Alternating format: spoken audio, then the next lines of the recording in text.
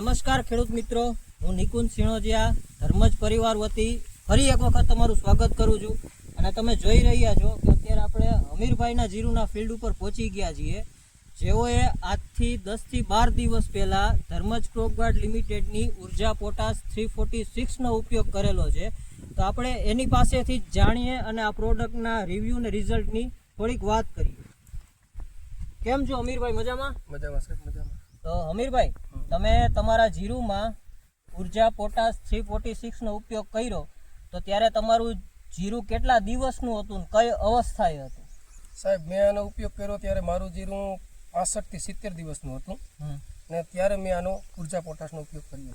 બરાબર છે. તો આ ઉર્જા પોટાશ તમે કેટલા ડોઝથી ઉપયોગ કરેલો હતો? આ ઉર્જા પોટાશ જે 90 ગ્રામનું પેકેટ આવે સાહેબ, એમાં મેં 10 પંપ કરી અને ઉપયોગ કરેલો હતો. બરાબર છે. તો આ પ્રોડક્ટ તમે 10 થી 12 દિવસ પહેલાં છંટકાવ કરેલો હતો, તો તમને ત્યારના અત્યારના જીરુમાં તમને શું ફરક જોવા મળે છે આ પ્રોડક્ટથી? આ પ્રોડક્ટનો સાહેબ મેં ઉપયોગ કર્યો ને ત્યારે મારે દાણા બંધાવવાની શરૂઆત જીરામાં થઈ હતી, બરાબર છે. પણ આનો ઉપયોગ કર્યા પછી એક સમાન દાણો અને એક સરખી ક્વોલિટી જોવા મળી છે સાહેબ, જેથી કરીને કે વજનમાં ફાયદો થાય અને ક્વોલિટી પણ એક સમાન જોવા મળે છે. તો તમે જોઈ શકો છો ખેડૂત મિત્રો, અત્યારે ઉર્જા પોટાશના ઉપયોગથી જે છોડમાં દાણો બંધાય છે તેની તમે ક્વોલિટી જોઈ શકો છો કે એક સમાન દાણો દેખાય છે, વજનવાળો છે અને કોઈ પણ દાણો છે એ ઝીણો નથી રહી જતો અને વજનમાં પણ સારો છે અને ક્વોલિટી પણ સારી છે.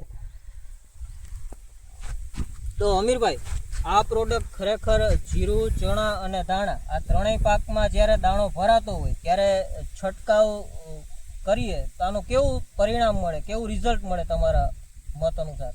સર, ગઈ સાલ મેં આનો જીરામાં ઉપયોગ કરેલો હતો.